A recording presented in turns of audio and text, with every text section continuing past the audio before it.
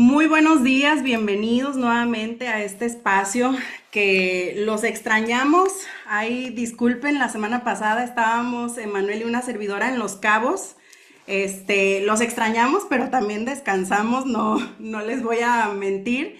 Pero realmente estos espacios para nosotros se cumple la palabra que dice que más bienaventurado es dar que recibir.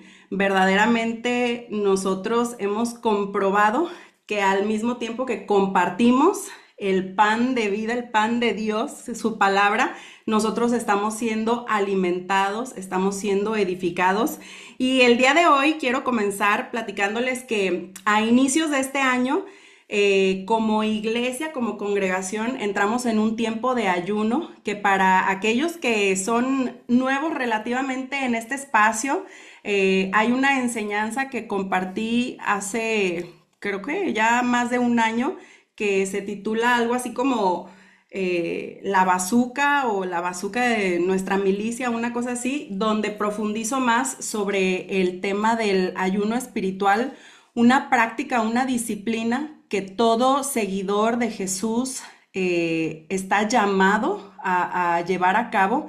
Y bueno, es algo de gran bendición, pero les comparto esto porque durante este tiempo de ayuno, no solamente ayuno en alimentos, también quise hacer un ayuno ahora sí que de plataformas de entretenimiento. Quise estarme como empapando y conectando intencionalmente con contenido que edificara mi espíritu. Y bueno, volví a ver desde el principio una serie que hace tiempo les recomendé y que vengo a confirmar y a reafirmar mi recomendación. Esta serie se titula Los Elegidos, en inglés The Chosen, y prácticamente creo que hoy está en todas las plataformas. De verdad es una joya, es un proyecto, no es cinematográfico, no sé cómo se le diga a las series, pero con una calidad de verdad muy profesional y con un sustento bíblico muy aterrizado, pero de verdad el poder ver puesto en escena las escrituras, creo que a muchos como a una servidora, que he leído los cuatro evangelios, que los he estudiado, pero aún verlo puesto en escena, híjole, te dan nuevas perspectivas, te ayuda como a aterrizar esto que lo vas estudiando en la palabra, pero verlo en escena de verdad trae algo muy bonito, muy revelador. Y bueno, ¿por qué les digo esto? Porque el día de ayer, mientras me arreglaba para irnos a un desayuno que tuvimos aquí en la ciudad de Guadalajara, dirigido para diamantes y superiores, tenía el iPad con la serie a un lado de mí mientras me maquillaba y todo, y justo termina, o la parte en la que me quedé, fue una escena en la que Jesús está de visita en Nazaret, en su pueblo, en su tierra de donde él era, y lo invitan a predicar, a compartir la disertación durante el servicio, no sé cuál sea la palabra correcta. Y es una escena muy fuerte, porque pues está en su tierra, está entre los que le conocen desde la infancia, y entonces le traen las escrituras, le traen un pergamino y empieza él a leer la palabra y se detiene en un momento que le llama la atención al rabino que digamos que está al mando de ese servicio y lo cuestiona porque él predica o él lee sobre la misericordia, sobre el favor de Dios, sobre la libertad para los que están en cautividad, pero se detiene en la lectura y no llega al punto donde habla del día de la venganza del Señor. Y entonces este rabino le dice, ¿por qué no leíste eso también? Y empieza Jesús a hablar y tú vas notando cómo va escalando la tensión en esa escena, cómo empieza la indignación, el celo religioso, pero un celo que empieza a molestar en sobremanera y va escalando, escalando al punto de que lo terminan sacando por la fuerza del templo, lo expulsan, de acuerdo a la ley de Moisés. Todo falso profeta tenía que morir apedreado. Y bueno, pues imagínate cómo escala la tensión en ese momento y ves en una toma a María y te conecta como madre, su inquietud cuando ven cómo le arrebatan la túnica que él traía como predicador y cómo se lo quieren llevar. Lázaro, su amigo, intenta abogar a favor de él y bueno, realmente vale la pena, espero dejarles como la cosquillita para quienes todavía no la han visto, que la empiecen a ver, vale la pena, no se las quiero spoilear, aunque ya conocemos el final de esa historia. Pero ¿por qué inicio platicándote de esto? Porque a mí me llama mucho la atención que aunque técnicamente la razón por la que es expulsado Jesús es porque él estaba autoproclamándose como el Mesías, que era una herejía. Realmente lo que detona la molestia entre los eruditos, entre el rabino y las personas que estaban ahí, los religiosos que estaban ahí presentes, no fue tanto o no fue de entrada que él se autoproclamara el Mesías, sino que él estuviera exponiendo el pecado de los que ahí estaban, que él estuviera confrontándolos con una verdad que ellos no estaban dispuestos a aceptar. Porque llega un momento en el que ellos están como, pero ¿por qué no predicas en un tiempo de tanta opresión donde nosotros somos los oprimidos? La venganza del Señor que va a venir y va a traer justicia. Y Jesús les está diciendo, y Jesús está por el contrario predicando de la misericordia, del perdón. Y en esta escena, ellos se están autoproclamando buenos, o sea, los que merecen justicia de parte de Dios. Y Jesús lo que está proponiendo es, señores, ustedes lo que merecen o lo que necesitan más bien es el perdón de sus pecados. Y eso como que indigna y hasta dicen, pero si nosotros somos el pueblo elegido, estamos bajo el pacto de Abraham. Y no sé si me voy dando a entender, o sea, de pronto Jesús les dice, señores, lo que necesitan ustedes es pedir perdón, lo que necesitan ustedes es misericordia de parte de Dios. Y por otro lado, ellos diciendo, no, lo que necesitamos es venganza y justicia hacia nuestros opresores. Y tú lo ves ahí, te pones del lado de Jesús, ves esa escena y dices, es que es tan claro, es tan evidente cómo están cegados por su propio orgullo. Pero ojo, en este cuadro nosotros no somos Jesús, somos esos religiosos, esos fariseos que dicen, no, yo lo que merezco es que vengan a hacer justicia sobre mi opresión. Y me dejó pensando esta escena, me dejó dando vueltas.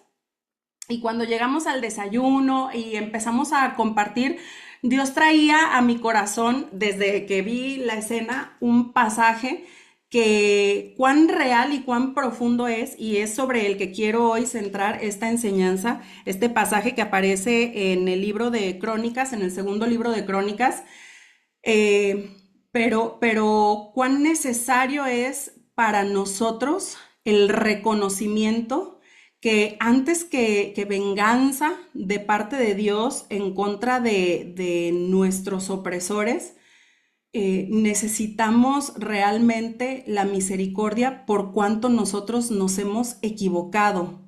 Y pareciera algo muy simple, algo muy sencillo, pero si tú escuchas el discurso de las personas que están atravesando por circunstancias de dificultad, nuestra tendencia humana es a ponernos como el bueno o como la víctima de la historia. Y en realidad, muchas veces nosotros más bien nos parecemos al malo de la historia, pero qué trabajo cuesta, sobre todo cuando estamos padeciendo, qué trabajo cuesta reconocernos nosotros como quienes nos hemos equivocado. Y voy a entrar directamente a este pasaje del que les hablo, que viene en el segundo libro de Crónicas 7:14. Y lo leo, dice, si se humillare mi pueblo, sobre el cual mi nombre es invocado, y oraren y buscaren mi rostro y se convirtieren de sus malos caminos, entonces yo oiré desde los cielos y perdonaré sus pecados y sanaré su tierra.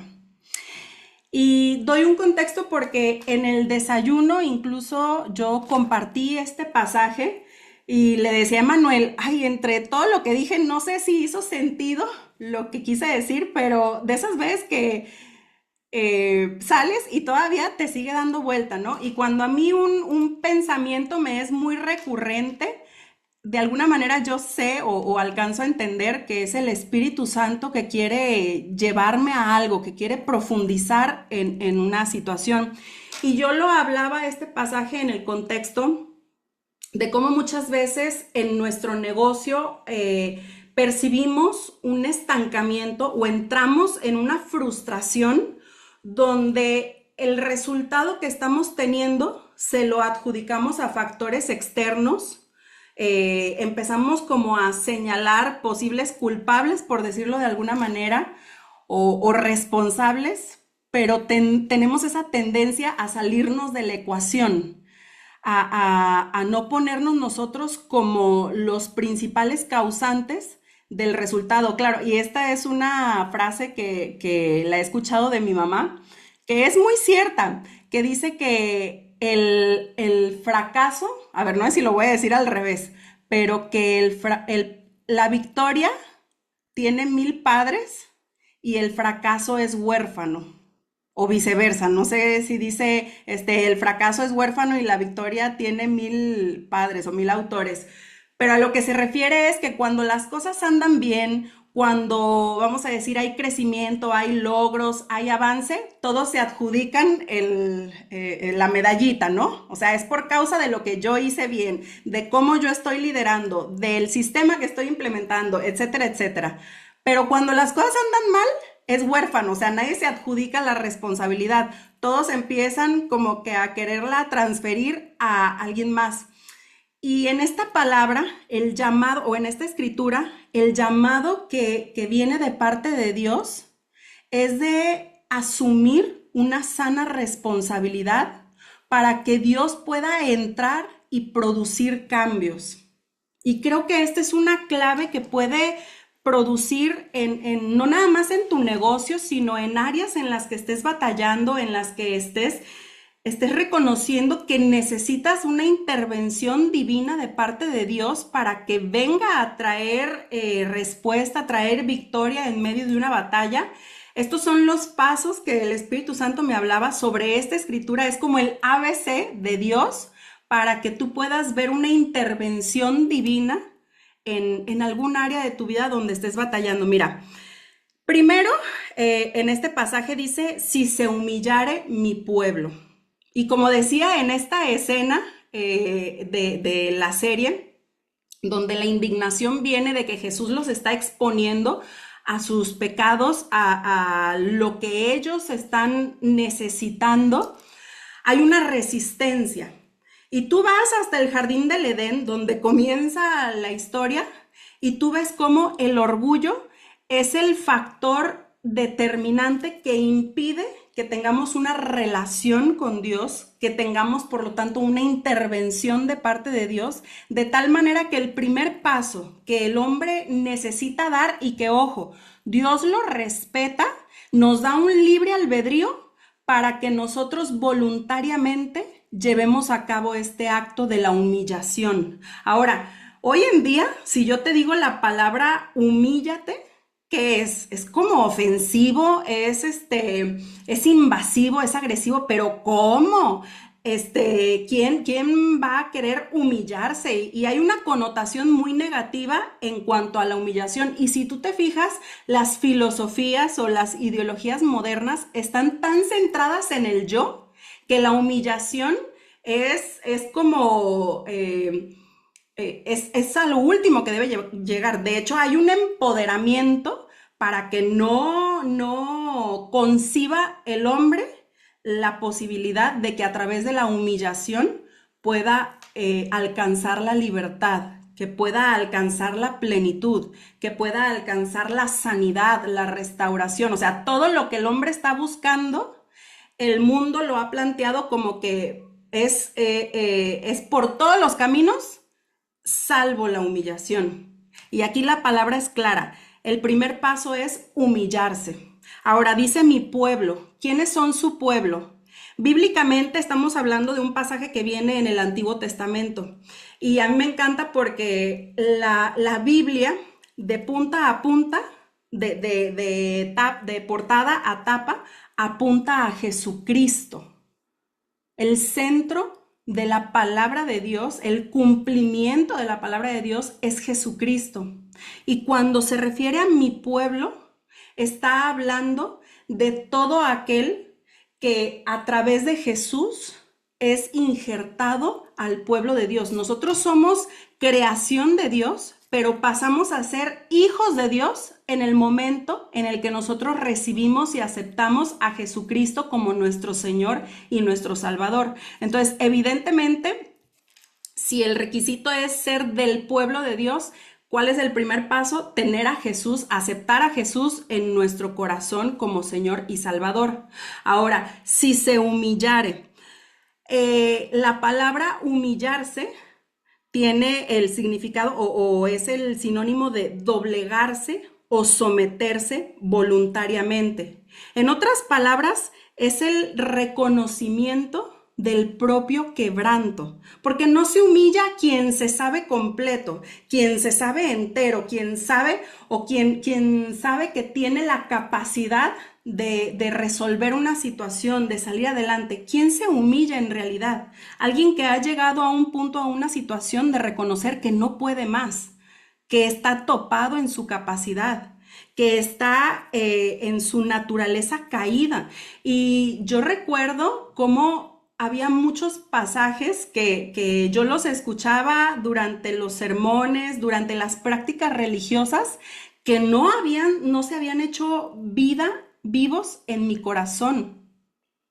A mí me causaba conflicto esta declaración de yo pecador. A ver, espérate, ¿cómo que pecador? O sea, si soy buena persona, si no hago el mal, ¿no? Si no robo, si no mato, si busco hacer el bien. Pero cuando tú te humillas es porque reconoces que hay algo que necesita transformación dentro de ti. Cuando ya no abrazas esta filosofía de yo soy una buena persona o yo no he hecho el mal. En otras palabras, quien se humilla es alguien que entra en una postura de absoluta humildad. Y mira, hay personas que confunden la humildad con el buenismo. O sea, como que a la ligera utiliza el concepto de humildad con no ser alguien jactancioso. Y realmente la humildad es una postura mucho más profunda. La humildad no es lo mismo que la victimización. Y hay personas que traen una narrativa de victimización donde en su historia de vida han sido sujetos a muchas injusticias, a mucha maldad de parte de externos, pero déjame te digo que la victimización es una cara de la soberbia. O sea, quien acostumbra a victimizarse, lejos de estar en humildad, está plantado sobre la soberbia. Es, en otras palabras, la cara contraria a la humildad, la victimización.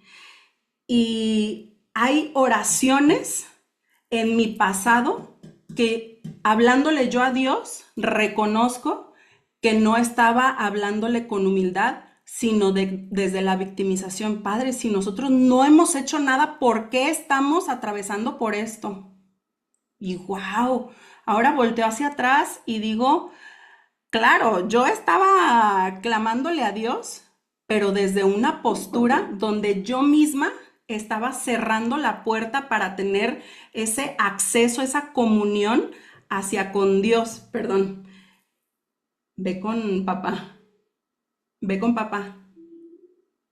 Perdón, es que vinieron aquí a tocarme a la ventana.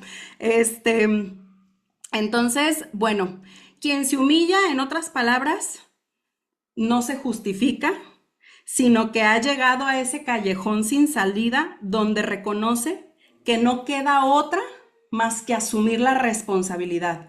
Es alguien que ya agotó sus discursos de señalización, de victimización, de adjudicación del propio resultado a terceros y dice, he sido yo, Padre, ha sido por mi causa.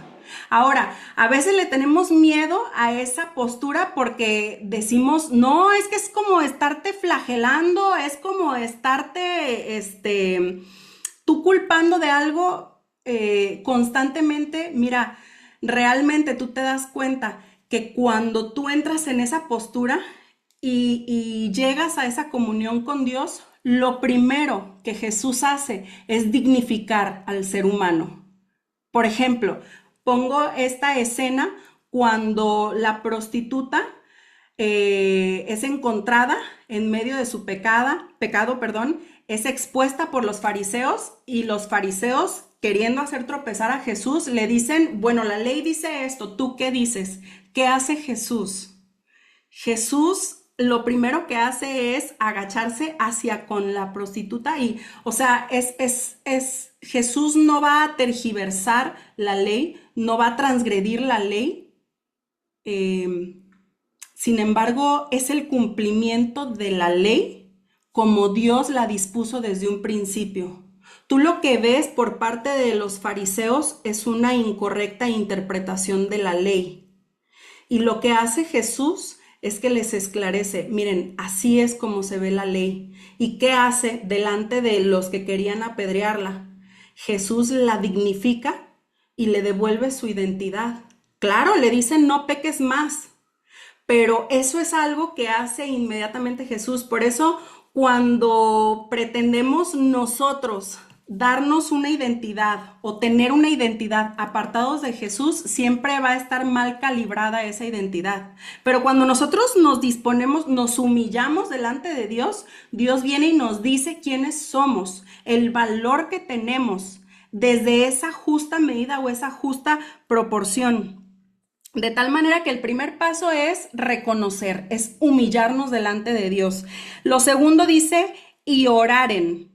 ¿Qué es la oración? Sino ese deseo, ese anhelo de nuestro corazón por establecer una conexión o un diálogo con Dios.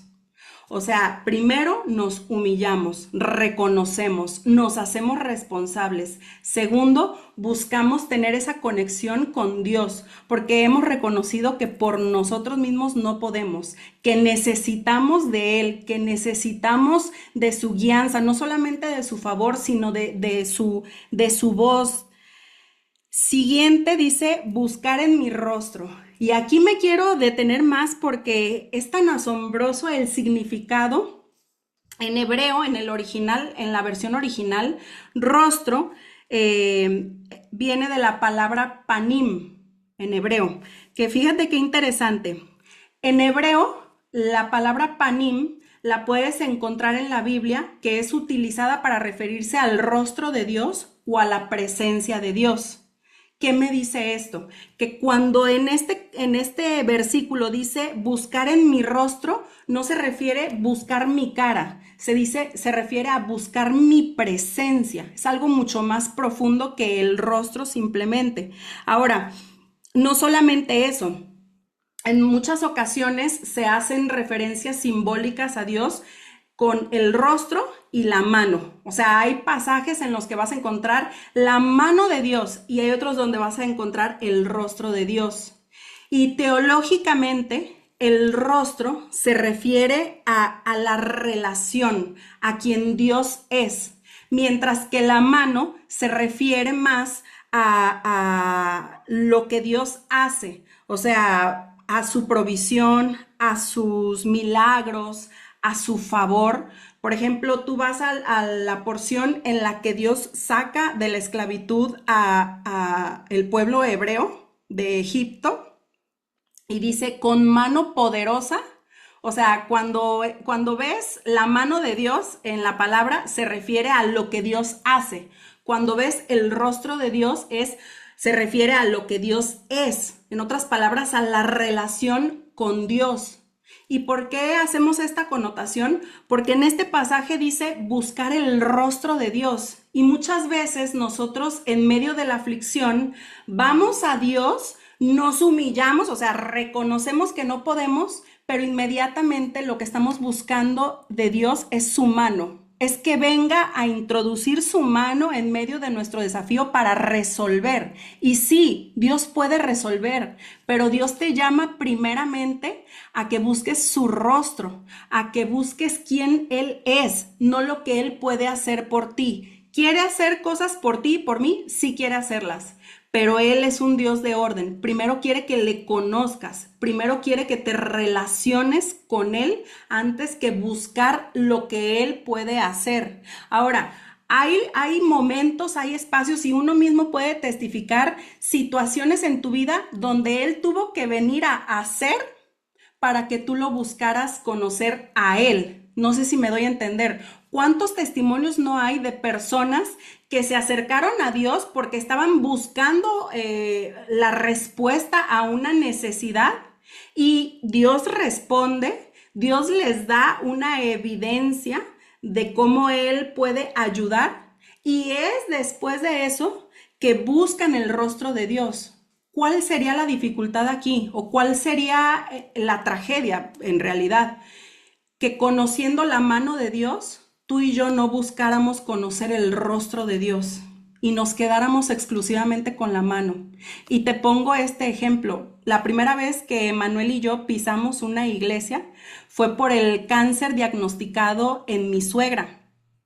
¿Qué íbamos buscando a esa iglesia?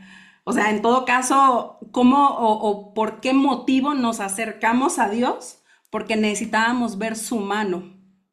Pero en ese encuentro nos dimos cuenta que era más importante conocer su rostro. ¿Queríamos ver su mano? Por supuesto que sí, pero terminamos entendiendo que el rostro tenía un valor superior. ¿Qué ha ocurrido o qué hemos visto en muchas situaciones?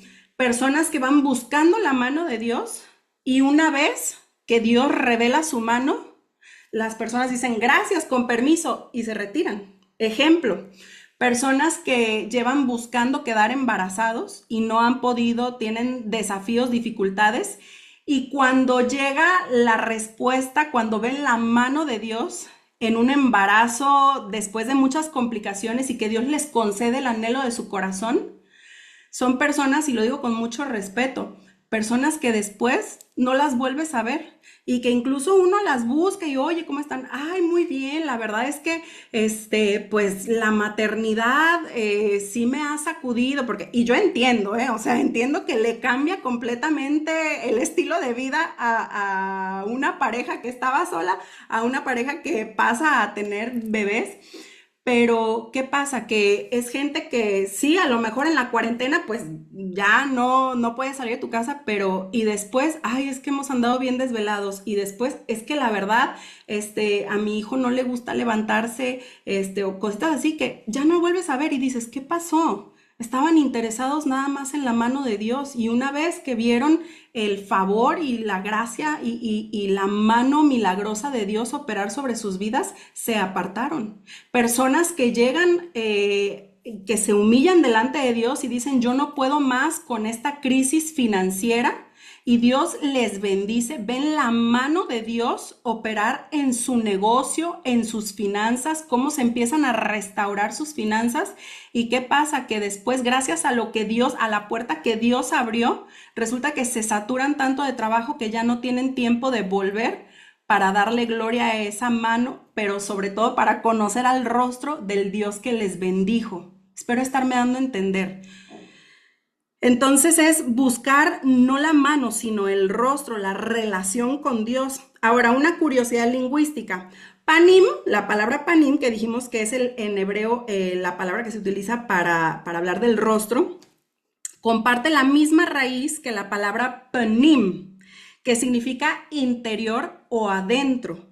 Lo cual quiere decir que buscar el rostro en este pasaje no se refiere solamente a buscar la presencia de Dios, sino buscar conocer el corazón, los pensamientos y la voluntad más profunda de Dios.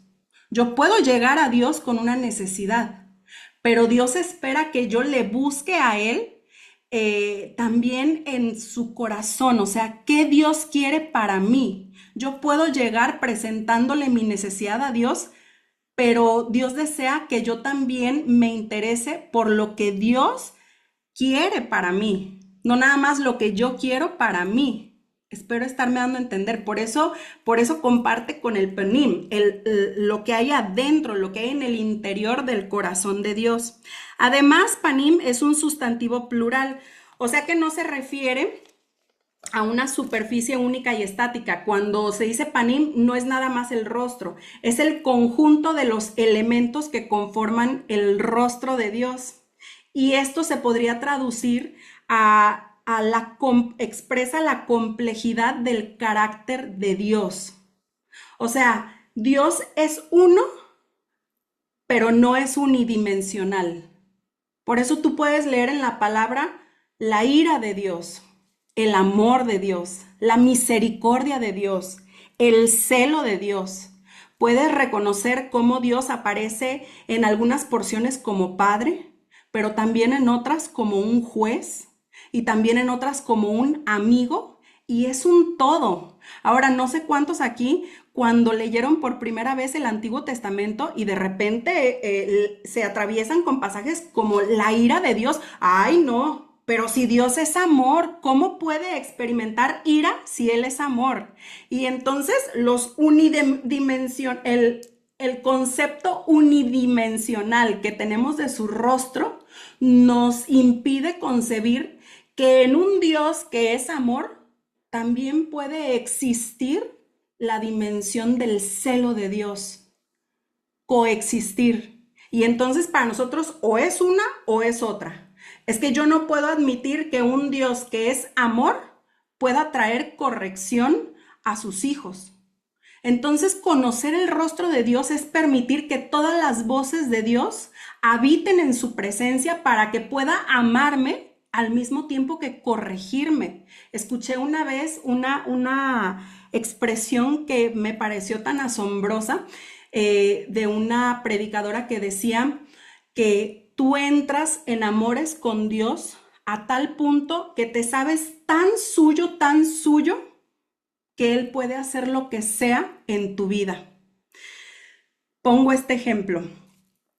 En casa, nosotros hemos decidido que amamos a nuestras hijas tanto que la palabra de Dios dice que el que ama disciplina. Entonces tenemos, no sé cuántos aquí conozcan, la vara de la disciplina o la vara de la corrección, que es una varita literal de madera que trae un versículo por un lado y otro por el otro lado. Hay especificaciones muy claras, o sea, se corrige en amor, no es con mi coraje como queriendo sacar el enojo, no, es en amor para traer corrección a una conducta que puede el día de mañana o a un aspecto que necesita ser enderezado en la vida de mis hijas para que no cause o no les lleve a la muerte en un futuro. Ahora, ustedes saben, ¿va? En la crianza de hoy en día, en la crianza consciente, se promueve de entrada que el niño es bueno. Entonces ahí ya están cerrándole la puerta a la posibilidad de que el niño necesita ser corregido. De tal manera que nosotros llevamos a cabo esta corrección con una disciplina física, o sea, el varazo, ¿no? ¿Qué pasaría si Siena invitara a una compañerita aquí a la casa y de buenas a primeras hacen una travesura? Les hago llamadas de atención, persisten en la travesura, y entonces yo agarro la varita y ¡zas! Le doy un varazo a la compañerita. ¿Qué va a hacer la compañerita? Se va a mega sacar de onda, se va a asustar, va quizás a decir, yo no quiero volver a ir a la casa de Siena, porque qué onda con su mamá, ¿no? ¿Por qué? Porque no hay un vínculo, no hay una comunión entre esa niña y yo, no está ese conocimiento de parte de la niña del amor que yo tengo, como Siena lo sabe. Siena sabe que soy su mamá, que yo la amo por encima de todo y que mi corrección viene desde mi amor por ella. Entonces, cuando tú no has conocido todos los rostros de Dios, la idea de que Dios permita una prueba sobre tu vida para corregirte, para formarte y para dimensionarte, se va a percibir como, perdón, como maldad de parte de Dios hacia con uno. Ahora, ¿es lo que Dios está haciendo o es el rostro que yo he conocido de Dios? Por eso necesitamos conocer el rostro de Dios, conocer las distintas, la complejidad del carácter de Dios. Y eso nos lleva a amarle cada día más, a reconocer cada una de sus obras, como decía el salmista David, maravillosas son tus obras. Ahora, David se las vio duras. Tú ves pasajes de su vida donde Dios santo, o sea, hace un censo y Dios trae una consecuencia tan fuerte a lo que él hizo que si no tuviera él la relación, el vínculo que tenía con Dios como lo tenía, podría haberse herido y decir, no, Dios no me ama, Dios no me quiere. O por ejemplo, cuando su hijo, el hijo que sale como fruto de una relación extramarital, fallece, David se postró en ayuno y oración pidiéndole a Dios que sanara a su hijo. Y cuando vienen y le avisan, le dan la noticia de que el hijo acaba de fallecer, David dice la palabra que se levanta, se viste, dice comamos y vuelve a adorar a Dios. Si David no tuviera un vínculo profundo con Dios, con el corazón de Dios, esa situación donde Dios no responde como David le está pidiendo, hubiera bastado para que David dijera, yo ya no quiero tener relación con Dios, yo ya no quiero seguir a Dios. Pero David tenía demasiadas evidencias de que tenía un Dios que le amaba y él lo amaba a Dios. Bueno, el la siguiente porción de esta escritura dice, si se convirtieren de sus malos caminos. Una vez que tú te humillas, que tú reconoces que te has equivocado, que tú reconoces, perdón, que necesitas de Dios, que en tus fuerzas solamente no vas a poder, que oras, que estableces un vínculo con Dios, que buscas su rostro, que empiezas a conocer el rostro de Dios, Dios empieza a revelar delante de tus ojos, a exponer los caminos y a traer una claridad de todo aquello en lo que tú has estado caminando equivocadamente. Lo que sigue es la voluntad o es la voluntad de hacer un cambio, es decir, de convertirse. La palabra convertirse significa dar una vuelta, es lo que nosotros le llamamos el arrepentimiento. Y arrepentimiento es dar un giro de 180 grados en la dirección contraria. Cuando hay una relación con Dios, el cambio, la conversión es el paso natural siguiente. Y cuando digo natural, no me refiero a que no cueste trabajo. Claro que cuesta trabajo. Claro que hacer un giro de 180 grados implica la renuncia de lo que posiblemente era el deseo de mi carne, que como yo estaba caminando, no era lo correcto, pero sí era lo que a mí me producía satisfacción. Vamos a decir que en las discusiones, ¿a quién no le gusta ganar? ¿A quién no le gusta tener la razón? Pero de pronto viene la revelación de parte de Dios y te dice, yo sé que has estado acostumbrado a tener conversaciones o debates donde tu objetivo o el objetivo de tu carne es ganar, pero en mí ganar es perder. Yo no mi llamado es a que busques mi voluntad, no lo que tu carne desea. Y entonces empiezas a tener respuestas distintas frente a situaciones que anteriormente lo que buscabas era complacer a tu carne. ¿Se va a sentir agradable? No. Pero tú ahora traes una revelación de qué es lo que está en el corazón de Dios. En un debate no es que tú ganes, en un debate es que, o más bien, es no debatir, es que gane la unidad. Entonces empiezan a haber cambios que vienen como producto de la revelación. Y ahí es donde el pueblo de Israel no entendió, le fue dada una ley, le fue dada una instrucción, pero no traía revelación. Y entonces la ejecución de la ley, en vez de llevarlos a la libertad, los llevaba a la cautividad. Creían que la opresión venía de parte del pueblo romano, pero cuando tú ves esta serie de Chosen, te es cada vez más evidente cómo la ley que Dios les dio para mantener el orden y para cuidar del pueblo de Dios terminó siendo un sistema de opresión para el mismo pueblo de Dios. Y entonces, en nombre de Dios, llevaban una serie de reglas que traían al pueblo oprimido. De tal manera que los cambios que se van produciendo en tu vida es por causa de la revelación del rostro de Dios. Y yo lo veo en el caso de Emanuel y una servidora, cuando nosotros empezamos a tener un acercamiento con Dios, hay muchos aspectos de nuestro estilo de vida que fueron cambiando. Ahora, porque en la comunidad nos dijeron que eso era pecado, no, van quedando claras a partir de las escrituras cosas que no son agradables a Dios, pero la realidad es que los cambios genuinos y sinceros son cuando tú has tenido una revelación del rostro de Dios.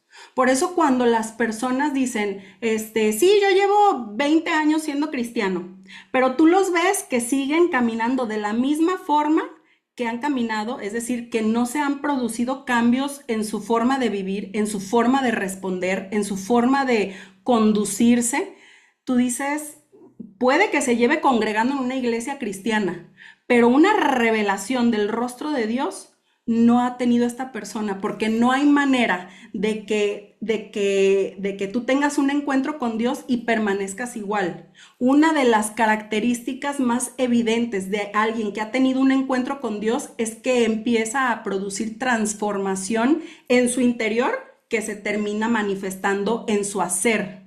O sea, Dios produce un cambio en quién eres y lo inevitable es que lo que tú haces empiece a verse modificado. Espero estarme dando a entender. Y lo siguiente dice, yo oiré, perdonaré sus pecados.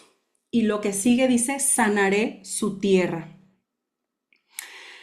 Si tú vas a ese pasaje, es cuando Salomón, junto con el pueblo de Israel, está haciendo ofrendas hacia Dios para que su presencia se entrone en el templo que han construido para él.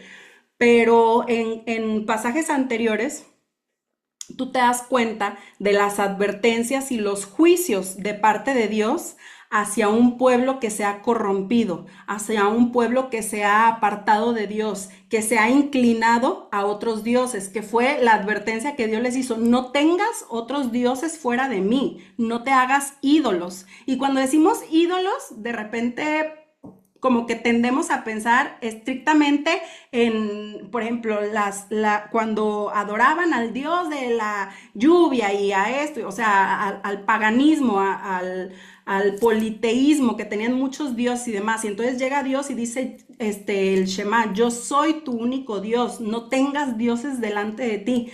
Pero realmente es algo tan profundo este concepto de hacer a Dios, tener a Dios en el trono de mi corazón y no inclinarme ante ningún otro Dios, ante ningún otro ídolo.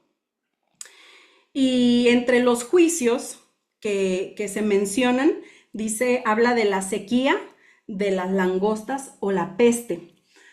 Eso iba a destruir la tierra. Entonces Dios les dice, si se humilla mi pueblo, oran, buscan mi rostro y se convierten de sus malos caminos, yo los voy a oír, yo los voy a perdonar y yo voy a sanar su tierra. ¿Cómo podríamos traducirlo esto?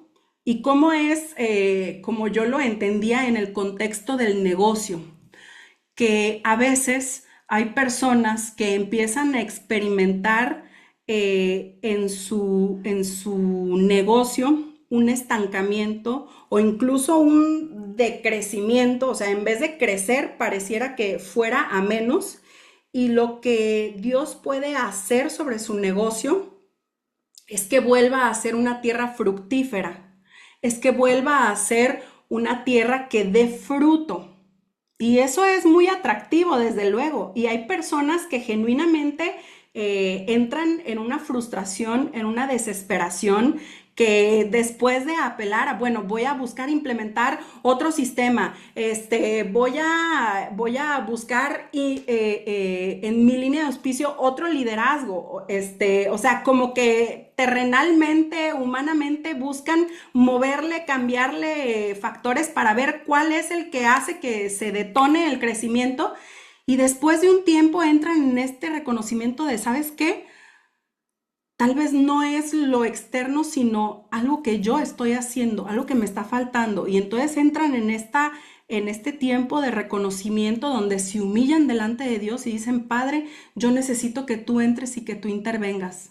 Estoy topada, reconozco que he hecho, en mis fuerzas he querido levantar el negocio y hoy reconozco que no puedo. Es un acto de genuina rendición. Y entonces empiezas a reconocer en lo que tú te has equivocado y Dios dice, yo voy a sanar tu tierra para que vuelva a dar fruto, para que pueda prosperar, para que lo que tú haces no sea carcomido por las langostas. O sea, ¿cuántos no han tenido temporadas de trabajo arduo, intenso, de mucho esfuerzo y que pareciera, yo le llamo como esta cubeta que tiene un orificio en el fondo de la cubeta y entonces sienten que están virtiendo agua y esa cubeta no hay manera de que se llene? De alguna manera como que suman, pero al mismo tiempo que echan, se está vaciando por debajo, como si tuviera filtraciones, porque quizás hay langostas en su tierra que están mermando, que no permiten que haya crecimiento. Y entonces, pues no es que estén salados, no es que no sea para ellos, es que necesitan que Dios venga y sane la tierra para que pueda volver a dar fruto. Pero quiero decirte algo, que en el original hebreo, cuando se menciona sanaré su tierra, utiliza un concepto, una palabra que es de la raíz hebrea Rafa. Cuando tú oyes Rafa, que es uno de los nombres que se le da a Dios, Rafa, el Señor sanador, está hablando de algo mucho más profundo que exclusivamente sanar la tierra para que tenga un bienestar físico. O sea, no se refiere nada más, hablando en términos del negocio, que tus números se vuelvan a levantar, que se vuelvan a producir nuevos rangos, sino algo más completo. Es que haya una restauración de la estructura, que haya una restauración de las relaciones que se han fracturado, que haya una implementación nueva de la construcción.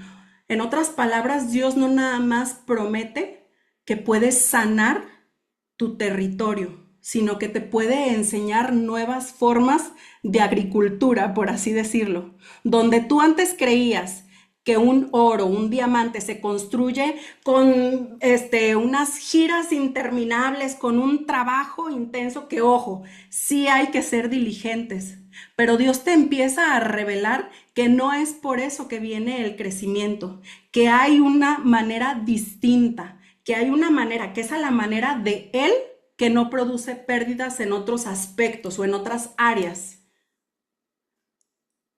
Dios empieza a enderezar nuestro entendimiento, a aprender a llevar fruto, como lo dice su palabra, y a traer orden.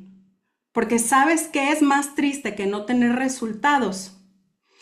Tener resultados que, ¿cómo lo puedo decir? Tener resultados que produzcan caos o produzcan daños que el día de mañana hagan que ese resultado ni siquiera tenga sentido. No sé si me doy a entender. Hay veces que conocemos historias de personas que públicamente son reconocidas por su crecimiento exponencial, por sus rangos, aceleración de bla, bla, bla, bla, bla. Porque sí, hay métricas que a través de los números me pueden hablar de que alguien está teniendo éxito. Pero tú tienes conversaciones profundas con esas personas y te das cuenta que no están viviendo plenitud, que quizás son personas que traen números chonchos, ¿sí? No sé si se entienda el concepto, pero están peleados con todas sus líneas o traen conflicto con todas las organizaciones. Y ojo, no digo que el conflicto no se produzca, o sea, siempre va a haber roces, pero el tema no es la ausencia de roces, es cómo se transitan, cómo se trabajan los roces en el liderazgo, de manera que cada roce produzca mayor unidad, que haya una maduración, que haya un crecimiento de liderazgo, o los roces terminan en fractura. Si el resultado es roce y fractura, está habiendo una construcción sin la intervención divina de Dios. Y entonces, aunque el número crezca, tarde o temprano se infla y va a regresar como la espuma, ¿no? O sea, va a volver al nivel verdadero de el tipo de liderazgo que se está ejerciendo. Entonces, Dios no nada más habla de sanar la tierra en el sentido de que vuelva a dar fruto, sino de que se pueda sembrar y cosechar a la manera de Dios, con los principios, las bases y los fundamentos de Dios, que siempre van a traer bendición en todos los sentidos, porque esa es la verdadera bendición de Dios. Si tú vas a la palabra donde dice la bendición de Dios, es asombroso porque hay muchas cosas que estoy segura, y te lo dejo de tarea. No traigo el pasaje donde aparece la bendición de Dios, pero cuando tú lees las características de la bendición de Dios, puedes notar que hay muchas cosas a las que le hemos llamado bendición de Dios y que no necesariamente venía de Dios, porque sus elementos no coinciden con los elementos que bíblicamente Dios habla que producen su bendición. De tal manera que a lo que quiero llegar es que necesitamos la sanidad de parte de Dios con estos criterios, un reconocimiento genuino de nuestras equivocaciones, una disciplina de la oración, poner primero a Dios, la conexión con Dios. Yo no sé cuántos a este momento han desarrollado el hábito de la oración. Déjame te digo que todo lo que tú puedas consumir en cuanto a contenido bíblico, conexiones como esta y demás, edifican, pero no pueden suponer el vínculo que tú necesitas crear directamente con el Padre, porque Él tiene una voz, una instrucción y una revelación específica para cada uno de sus hijos. Y lo que nosotros aquí recibimos en estos espacios es algo genérico, que tal vez el día de hoy atiende a una situación particular, porque así de bueno es el Espíritu Santo. A veces, yo sé, hay mensajes que dices, ay, como que le contaron lo que estoy viviendo y tan, tan, tan, punto por punto. Y bueno es Dios que como algo que es para un grupo de personas pareciera que trae como, dedicatoria especial, ¿no? Pero imagínate, si eso puede hacer el Espíritu Santo cuando habla a un grupo generalizado, ¿cuánto más podrá hacer en la intimidad cuando la conexión, la comunión es directamente contigo y conmigo? ¿Cuánto más puede dirigirnos Dios cuando estamos buscando su rostro, cuando estamos buscando conocerle?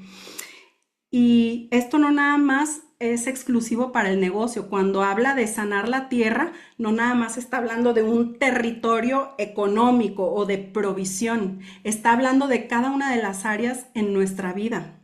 Puede ser relacional, en lo familiar, en lo matrimonial, en lo laboral. O sea, en cada una de las áreas, Dios quiere traer sanidad.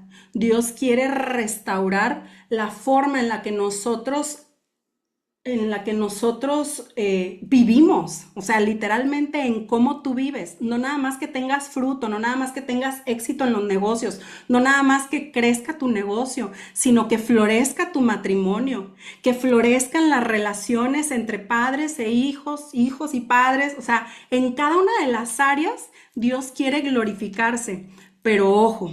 Hay una última advertencia que te debe ser hecha. Miren, creo que aquí Clarita comparte Deuteronomio 7 y 8 nos habla de las bendiciones de Dios. Bueno, no me acuerdo si es ese específicamente el que dice la bendición de Dios no añade tristeza, etcétera, etcétera.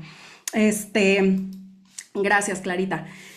Hay una última advertencia que tiene que ser hecha, porque esta enseñanza se titula Mi rostro.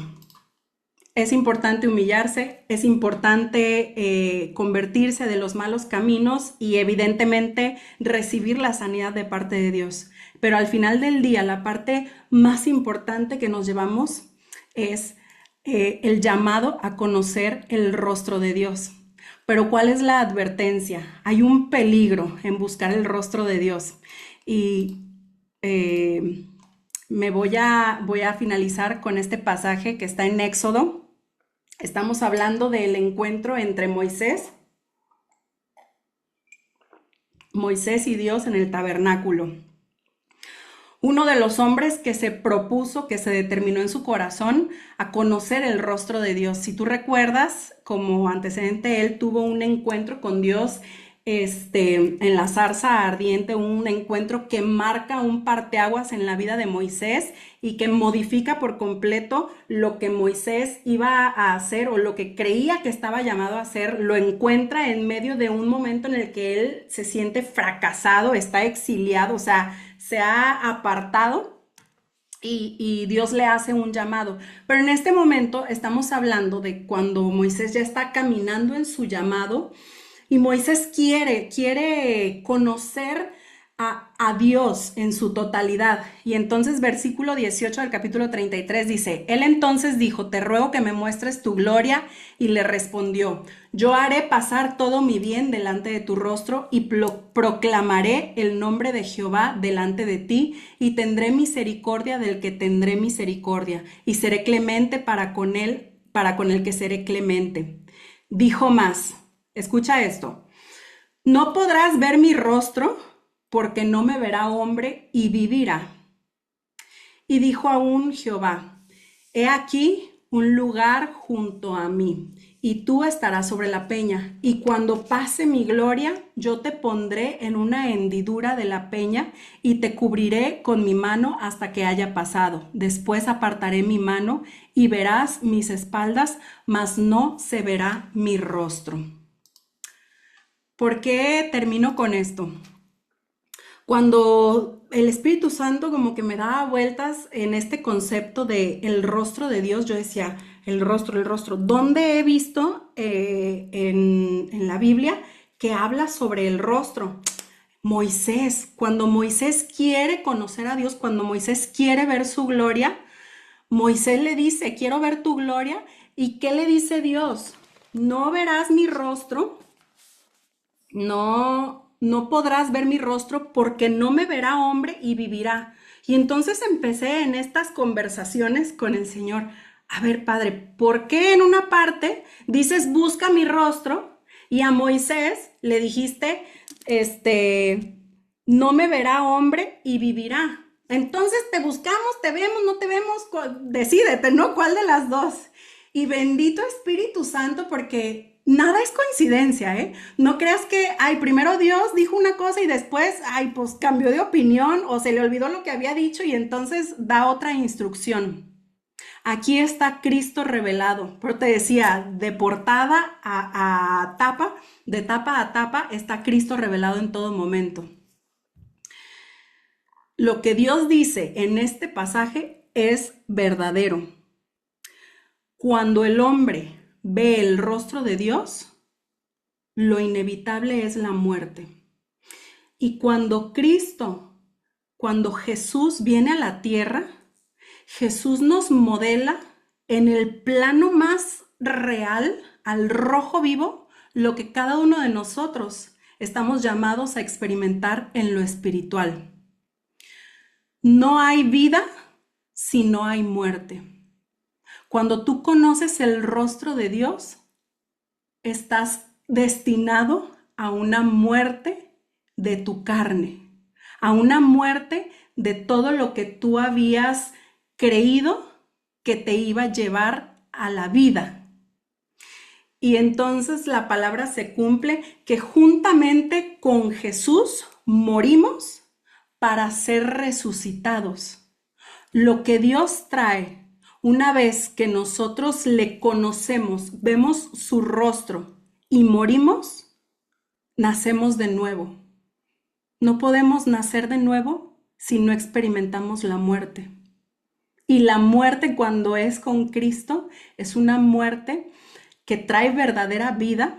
Tú empiezas a morir a cosas que antes tenías por valiosas, y es cuando empiezas a experimentar la vida en Cristo. Decía el apóstol Pablo, hoy tengo por basura lo que antes yo tenía como lo más importante. Cuando experimentas la muerte en Cristo, empieza el Espíritu Santo a quitar un velo de delante de ti y a reconocer lo que verdaderamente le da vida a tu vida, lo que verdaderamente produce vida en tu interior, de tal manera que la muerte no es lo peor que te puede pasar. ¿Y cómo se ve la muerte en un caso práctico? Donde tú antes peleabas por defender tu causa, ahora eliges la muerte. Dices, Señor, yo te entrego esta situación, me pongo en tus manos y reconozco que solamente tú puedes traer resurrección. Y aprendí Jesucristo es el Redentor. Y aprendí digamos, un beneficio o una característica de la redención de Dios.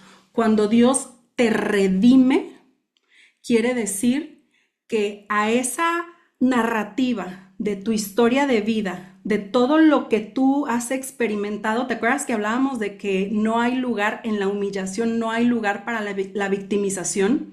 Nosotros llegamos a los pies de Cristo con una narrativa de cómo ha sido mi vida, de lo que he experimentado, de las tragedias que he experimentado.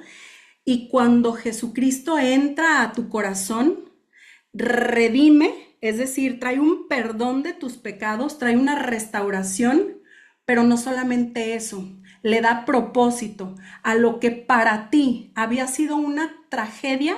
En Cristo hay una nueva ventana, hay una nueva posibilidad que se abre, de tal manera que lo más difícil que tú viviste encuentra un propósito y un sentido en Jesucristo. De tal manera que lo que dice su palabra, todo obra a bien para los que amamos al Señor, quiere decir que todo lo que ha ocurrido y todo lo que venga, que a mis ojos no sea bueno, va a terminar siendo extraordinario. Eso es lo que pasa cuando tú ves la gloria de Dios. Eso es lo que pasa cuando te es revelado el rostro de Dios. Tu historia es de redención. Tu historia es redimida, tu narrativa es transformada, es traducida en un idioma que tú dices, Dios mío, lo que yo hasta el día de hoy veía como una tragedia en mi historia, mi papá murió cuando yo era niña y yo crecí siendo huérfana de padre. Dios redime la historia y empieza a cambiar tu narrativa, donde tú ves propósito, donde tú ves un camino de esperanza, donde tú ves la mano poderosa de Dios, cómo te sostuvo en cada uno de esos episodios donde tú anteriormente decías, ¿y dónde estuvo Dios cuando pasó esto, cuando vino esto, cuando ocurrió esto? ¿Dónde estuvo ese Dios? ¿Por qué permitió? Y escuchas historias como estas, si Dios existe, ¿por qué permite? Cuando tú ves el rostro de Dios, no hay ningún capítulo, no hay ningún capítulo negativo. Todos fueron bloques que empezaron a sumar para construir la persona que Dios ha diseñado que tú seas. Todo lo adverso, Dios lo puede direccionar para que te catapulte a la mejor historia, a una historia que parecía de tragedia, termina siendo una historia de victoria. Todos los tropiezos, todos los reveses que tú los habías asumido como fracasos, Dios los redime y les da un propósito. Por eso buscar el rostro de Dios es exponernos a la muerte que necesita ocurrir para que la gloria de Dios se manifieste. Por eso buscar ver el rostro de Dios es inevitablemente terminar viendo su gloria. Y dice la palabra que cuando Moisés desciende del monte, su rostro brillaba, que incluso tenían que ponerle un velo porque era tanto el brillo que había en sus ojos. O sea, tú imagínate esa escena, esa visión. Ver a Moisés con un brillo que encandila, porque había visto la gloria de Dios. Pido a Dios que el Espíritu Santo te traiga una sed por conocer su rostro, independientemente de lo que hoy estés buscando, de lo que hoy estés requiriendo en cuanto a la mano de Dios, que tú y yo nos propongamos como nunca conocer el rostro de Dios, conocer el rostro de ese Dios que envió a su Hijo unigénito por amor a nosotros, a morir en una cruz. Ese rostro que donde había rigidez y dureza de corazón, Dios promete que nos da un corazón de carne, un corazón que pueda ser restaurado, que ya no viva con los traumas de nuestra historia, sino un corazón de carne que pueda amar en su totalidad sin las heridas del pasado, que aún lo que pudo habernos lastimado en el pasado sea eso que quizás el enemigo quiso enviar en contra nuestra, termine Dios utilizándolo, convirtiéndonos en factores de sanidad y restauración para otros. Termino con esto. Nos aborda una persona en Los Cabos que a mí me edificó mucho su testimonio. Dice que se ha conectado a estos Zooms y que Dios empezó como a avivarle y con su equipo, con el equipo, el liderazgo con el que trabaja en su plaza y hacen las reuniones semanales, dice que empezó a sentir esta convicción de que tenían que invitar a Dios a ser el centro de su negocio y que les propuso que antes de empezar las reuniones se reunieran los líderes para orar y de alguna manera como para entregarle a Dios esa reunión. O sea, para invitarlo a Él, pero también como queriendo glorificarlo a Él, ponerla delante de Él, ¿no?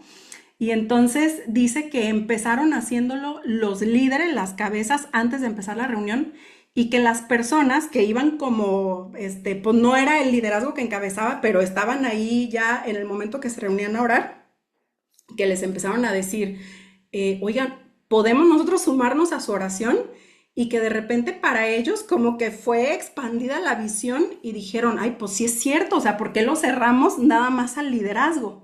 Y dice, lo que empezó como, claro, vénganse, porque ellos como que se juntaban así en una esquinita del salón, que terminó convirtiéndose en una práctica donde ahora cada que se reúnen el día que hacen su reunión central, ya es como conocido por todos, incluso por la gente que va a llevar a personas nuevas a la reunión, o sea, para conocer de Inmunotech, llegan y ya saben que van a empezar con una oración. O sea, se volvió algo ahora como multitudinal y una práctica que dices tú, ¿te imaginas?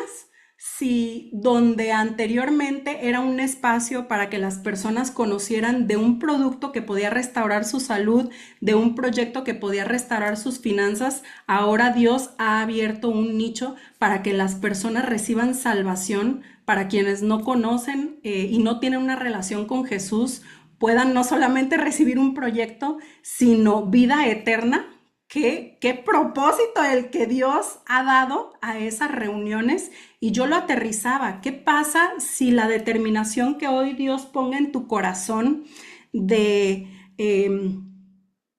de glorificar a Dios y entregarle tu negocio se convierta en un llamado no nada más para ti, sino para tu organización, para la gente que empieza a entrar? Y no estoy hablando de ir con bibliazo, o sea, como hacer proselitismo. Estoy hablando de genuinamente cuántas personas no llegarán, no tocarán a la puerta de Inmunotech lastimados en su economía, pero lo que están necesitando es un redentor que reescriba su vida completa y que sea Inmunotech el pretexto a través del cual un día ellos terminen reconociendo, se salvaron mis generaciones, no nada más de vivir en pobreza, sino de vivir en bancarrota espiritual. Hay una línea de divorcios desde mi bisabuelo, tatarabuelo, que se quiebra, que se termina con mis generaciones. ¿Qué va a pasar? ¿Qué va a pasar? La añadidura va a ser que tu negocio va a prosperar. Pero cuando tú llegues al cielo y te presentes delante de Dios, dice que habrá un juicio y ese juicio no es para condenación. ¿Sabes qué es lo que se va a abrir? Se va a abrir un libro donde están escritos todos los hechos, todo lo que tú hiciste. Y qué glorioso que delante de ti lea el Padre todo lo que tú hiciste por acercar a las personas al conocimiento de su Redentor, de su Salvador. Yo sé que eso se va a sentir no como quien recibe el reconocimiento de consultor del año, sino como quien recibe la aprobación del Padre que está en los cielos y dice, tú fuiste un agente de cambio para mí, tú fuiste un espía de esos que estuvieron infiltrados, aparentemente introduciendo a las personas a un negocio, pero llevaste a personas al conocimiento de su Salvador. Verdaderamente fuiste un agente de cambio. Y yo sé porque lo he experimentado, que quien lleva la palabra de Dios, quien lleva al Salvador a hogares, experimenta la gloria de Dios en su vida. Ve la gloria y la manifestación de un Dios todopoderoso. Así que gracias, Señor, porque tú siempre nos estás desafiando, nos estás llevando a más, porque quieres sanar nuestra tierra, pero también quieres hacernos a nosotros agentes de sanidad para personas que hoy están viviendo en quebranto. Reconocemos que necesitamos de Jesús en nuestra vida, que venga a no solamente perdonar nuestros pecados, que ya sería por sí solo un regalo suficiente, pero además que viene a redimir nuestra historia, que aquello que un día fue narrado como tragedia, la redención de tu Hijo Jesús, va a transformar esa historia en una historia de gloria, que lo que fue nuestro más duro capítulo se va a convertir en el génesis de la mejor temporada en nuestras vidas. Gracias, Padre, porque le das sentido y le das significado a nuestra vida, a nuestra historia, y porque sabemos que veremos tu mano poderosa obrar sobre nuestros negocios, nuestras familias, nuestros matrimonios, nuestras relaciones, cada una de las áreas en nuestras vidas, pero sobre todo, Padre, porque la revelación de tu rostro es el todo para nosotros. Conocerte a ti es conocernos a nosotros mismos, es entrar en una dimensión de amores, de sanidad, de restauración y de gloria, Padre. Revélate, Señor, cada día más. Queremos conocerte cada día más y que el conocerte a ti se traduzca, Señor, en el conocimiento de otros, de tu plan de salvación. Te bendecimos y te damos gracias por esto que tú has sembrado en nuestro corazón, en el poderoso nombre de tu Hijo Cristo Jesús. Amén.